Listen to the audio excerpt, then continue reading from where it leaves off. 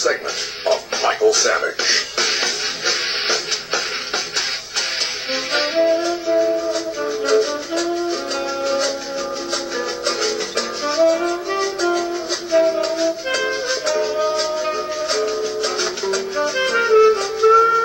It is Michael Savage, Lonely Old Me, and Teddy the Poodle.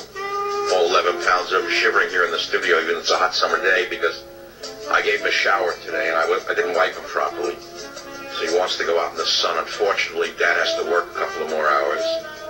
And I'm here with you on the Savage Nation happily today, because I am free at last of politics, for the day anyway. Politics, of course, is going to be intermingled with all of this, the British thing and all that. I'll do it another day, but because I told you that big interview came out in the New Yorker. The magazine's coming out August 3rd, the profile, Party of One, Michael Savage, unexpurgated by Kalefa Sana. And it looks pretty good. The reason it's important to me, I keep telling you, is because the context of the New Yorker, to me, is important. You got to remember, I went to college in what year? I'm trying to remember. I don't know, 59 I entered college. And I graduated in 63. Is that right? I don't remember. I swear it's like a blank to me. I'm trying to do the math. So when I started to read the New Yorker in the 60s, they were doing portraits, Bob Dylan 1964, Fellini 1965. And, on and on, through the years, Scorsese 2000, Woody Allen 94. I don't like Woody Allen, but he's a pretty good filmmaker. I think he's the Stephen Fetchit of the Jewish filmmakers. But it's irrelevant. The important thing is that profiles done by the New Yorker are a big deal. They're a big deal to me. And so, therefore, if it's a big deal to me, you'll have to indulge me right now, in the sense that I think the writer actually caught, I'm sorry to use a phrase that's overused, the gestalt of my show. He got it. He got the essence of who I am and what the show is all about. And I gambled that he would. I mean, he was a jazz writer for years for the New York Times. And since he knows I love jazz, that's how he started the correspondence. And I figured anyone who is into music can write about musicians. You remember, he's writing about a musician. It's very hard to do because you're only hearing the music. And he's trying to get inside the musician's soul. If he could do that, I figured he can get into this radio guy's soul, because I'm not like other radio hosts. Some of them are good, some of them are terrible, some are phonies, some are not. I can't speak for the other man. I can only speak for me, and I am telling you that the age of the didactic radio show is over.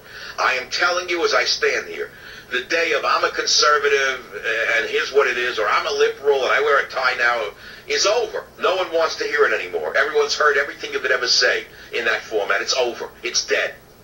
It's only a matter of time until that's over. Dead. Dodo bird. Think dodo bird. The only thing that will survive in talk radio is me, or shows like mine about self. In other words, a journal of a daily life tied into politics. But if you think you're going to get away with every day, like Hannity, playing, oh, you kid conservative, you're mistaken. That is the past. That's the past. It's mid-90s. At least to me it is. It's always been in the past tense. I was never interested in that monodimensional kind of stuff to begin with. So this guy caught the whole thing, I believe. And the texture of it is such that it would serve as a shooting script for a movie about me. Finally, someone's done it. So I want to do a few things for you right now. First, I'm going to encourage you to go out and buy all the copies of the New Yorker you can get your hands on for the August 3rd edition. I'd like to see them have to go back to press, because I want them to understand that we are conservative and we buy magazines. When they stop attacking everything that you believe in, you might buy the magazine. Well, go and show them that you'll go and buy the magazine by buying it. It's not a big deal. That's number one. I don't make any royalties on it, so it's for, it's not for me, it's for you. Send the message to them that when they play fair, you'll play fair, and you'll buy the magazine. And I'm going to read a few pieces from the article itself. I'll start right here. And it says, on his radio show that afternoon, Savage had played tracks by Cannonball Adderley and John Coltrane, and he sought to draw a line connecting the music he loved as a boy, the herbal medicine he practiced as a young man, and the political philosophy he advocates now. In each case, he said he was after a kind of freedom.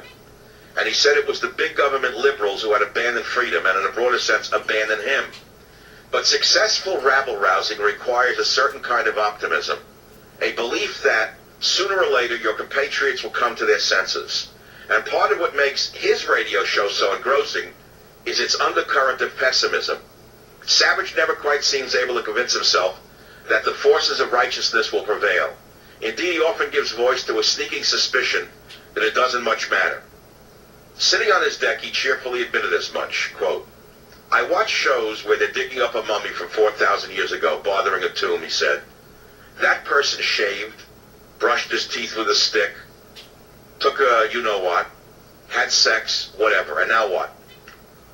Who knows what his politics were?" Across the bay was the Chevron Richmond refinery, half hidden between the hills and the coast. "If a terrorist blew it up, it'd be the equivalent of 10 nuclear bombs," he said. "I sometimes sit there and think about the fireball." And he goes on. And he makes some statements that are not true. For example, because of his antipathy for liberals and his incendiary style, Savage is sometimes seen as an heir to iconic radio provocateurs of an early era like Father Coughlin, who emerged during the Great Depression as an outspoken critic of both capitalist excess and the communist menace. He later became a more marginal figure railing against Jewish bankers. That's not me, that's Father Coughlin. Although I don't particularly like bankers to begin with, whether they're Gentiles